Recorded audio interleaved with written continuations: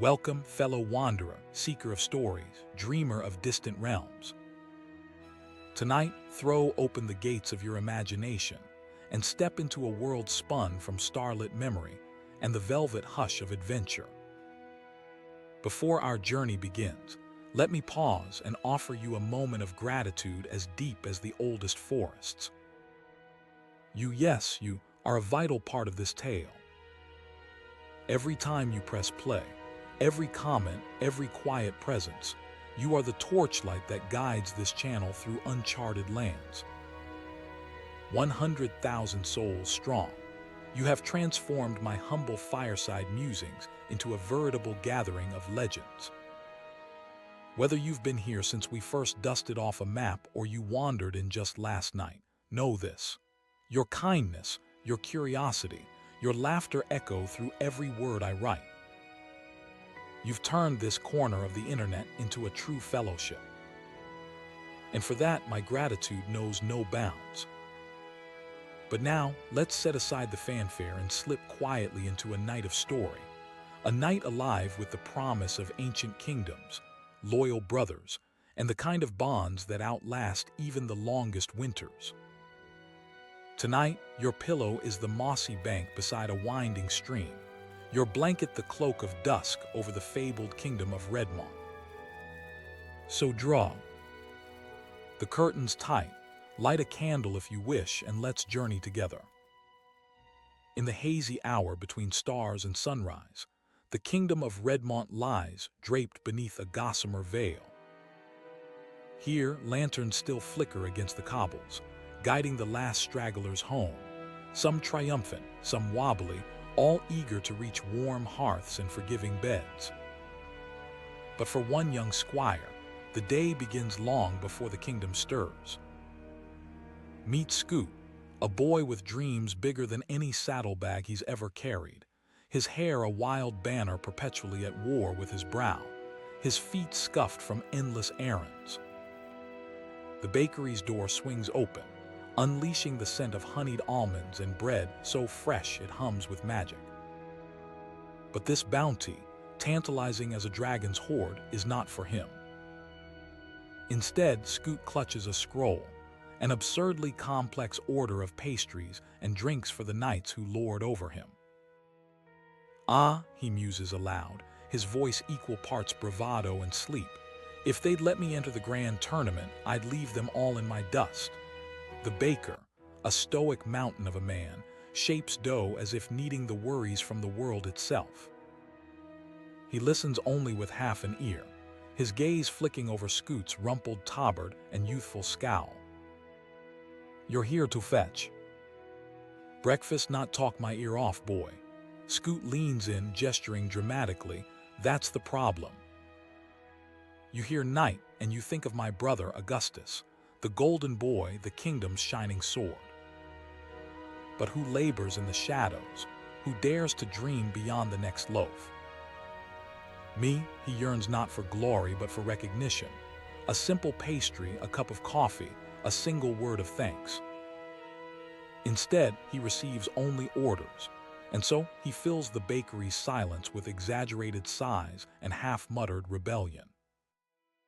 The baker, perhaps softening, finally slips a cheese roll into Scoot's palm. On the house for the unsung, and just like that, the day begins in earnest. Out into the waking world, Scoot weaves through streets rinsed clean by the fishmonger's pail, dodging wayward children and the first bard's hopeful melody. He shoulders the weight of breakfast, a juggler's act of balancing mugs and dignity, and navigates toward the castle, that stone heart of the kingdom. Within walls crowned with banners, knights gather like crows at harvest. Steel glints, laughter booms, and atop it all, Augustus, regal and radiant, arrives to the adulation of his peers. With every stride, he draws respect like a magnet draws iron. The squires watch the maidens, whisper, and Scoot burns with equal measure of pride and envy. Teasing tumbles down on Scoot like autumn leaves, Scoot under a boot, glorified pack mule, Undeterred, he claims a night's sugared brew and takes a defiant sip. The banter is cut short when Augustus strides in, his presence smoothing the room into deference. A word, a glance, and the jests wither. Order is restored, but Scoot bristles. He longs to fight his own battles, to step out of his brother's long shadow. Augustus, ever the leader, addresses the company. Bandits roam the roads. Their colors are those of the dreaded Black Hounds Guild. We ride at dawn to protect the festival's guests. Pairs are drawn, swords belted, plans unfurled. Scoot, as ever, is tethered to Augustus, the price of brotherhood. Their route is chosen, not by fate but by Scoot's stubborn logic and Augustus's weary compromise. Westward, where riches and trouble both await. And so begins their odyssey, horses saddled and packs loaded. The city fades behind them, replaced by golden fields, morning markets, and the adoration of villagers who see Augustus as a hero carved from legend. Scoot, meanwhile, sees only the man, a brother who can still be cowed by their grandmother's cane. Through villages and forests they travel, their banter as constant as the road. Scoot, ever the skeptic, grumbles through sword drills and bandit tales, while Augustus lectures on vigilance and virtue. The world grows wild beneath the boughs of Barapine Forest, where sunbeams struggle to pierce the ancient canopy. When drills give way to hunger, and hunger to mischief, the brothers find a new trial. An overturned cart, a farmer robbed by masked thieves. Bandits. The trail grows warm. With a promise to help, Augustus and Scoot aid the farmer, then press on toward the crossroads in the heart of the Black Hound's den. The road leads them homeward, past memories made of summer days and reckless dares. The village of Hollandsbury appears, unchanged by time, a patchwork of crooked chimneys and kitchen scents, where the copper lantern of the old tavern glows like a beacon. Inside, laughter and the clink of mugs ring out. Sophia, the heart of the tavern, greets the brothers with mock scolding and genuine warmth. Here in the embrace of old friends, Scoot and Augustus are no longer knight and squire, hero and sidekick. They are brothers, children grown tall but not apart. Over roast duck and honey porridge, they are reminded that family is not forged in armor, but in shared meals and small kindnesses.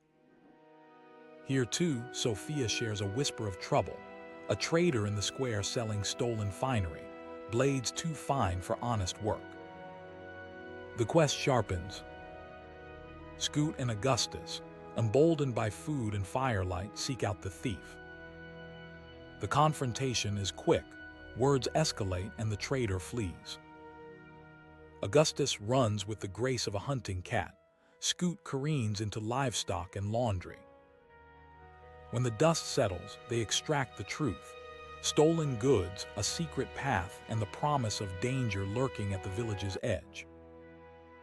Down tangled trails and past the ruins of forgotten stone, they press into darkness, arguing all the way, as only brothers can. Their caution is punished by ambush, a net, a blow, a plunge into oblivion. Scoot awakens in the chill and damp of captivity, Augustus caged, both surrounded by sneering thugs. The Black Hounds jeer, promising ransom or worse. But courage is a fire that spreads, and in the chaos of a guard's distraction, the brothers seize their chance. A boot to the gut, a key snatched, a cage flung open, and the storm breaks loose. Steel flashes. Scoot, trembling but fierce, finds his mark. Augustus carves a path through shadow. When the dust and blood settle, they discover the true prize. A cache of plans, a traitor's note, the promise of betrayal at the grand tournament itself. Their respite is brief. With dawn surging in gold across the kingdom, They ride hard for the castle, the evidence clutched tight. Within council chambers lined with wary faces and golden thread, the truth is unveiled. Edmund, the traitor hidden among knights, is unmasked, his hopes dashed by the quick wit of a squire and the courage of a brother's bond. Scoot can barely contain his delight, his place in the tale finally undeniable. The kingdom, threatened but unbroken, moves forward. The tournament, more grand than ever, becomes a celebration not just of martial skill, but of the resilience that binds a people together. Scoot, ever the rascal, polishes Augustus's armor until it gleams, earning only a wry smile from the champion.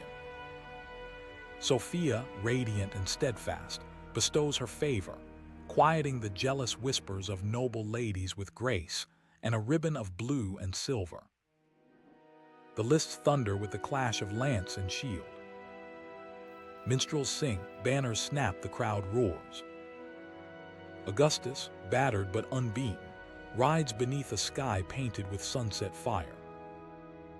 Through every match, Scoot cheers, his voice hoarse but his spirit soaring. No longer merely a squire, but a brother in arms. As dusk falls, the revels wind down. Scoot and Augustus, bruised and exhausted, retrace the path toward their grandmother's cottage, the heart of every homecoming. The road, lined with wildflowers and stories, curves beneath their feet. They argue over pie, over who will face their grandmother's scolding, over who truly earned the day's glory. Their laughter rings clear, the sound of childhood never quite left behind. The last stretch becomes a race, as it always does. Scoot, legs pumping, boots scattering pebbles, surges ahead. Augustus follows, letting him win as he's always done. At the cottage, warm light spills from the windows, promising soup, comfort, and tales retold. And now, dear friend, as moonlight pools across your own quiet room, let me share a secret. These characters, Augustus, noble and strong, Scoot, mischievous and wild, Sophia, the keeper of hearts, the grandmother, wise and fierce, they are not only figments of fancy, but echoes of my own family. Augustus, with his steadfast gaze and silent strength, is the loyal guardian who watches over us all. Scoot, forever hungry and forever stirring trouble, is the spark that keeps the fire burning. Sophia, the gentle force who brings order and warmth. And grandmother, the matriarch who leads with wisdom and stubborn love.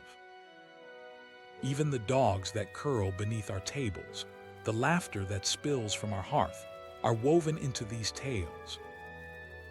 When you listen, know that you are sharing in something real, something cherished. So close your eyes now, traveler. Let the roads of Redmont wind through your dreams. Let brotherhood, bravery, and belonging be the last thoughts to warm you tonight. For in every ending, there is the promise of another dawn, another adventure together. Rest well and remember, you are always welcome in this story. Until our next journey, may your sleep be deep and your dreams be golden.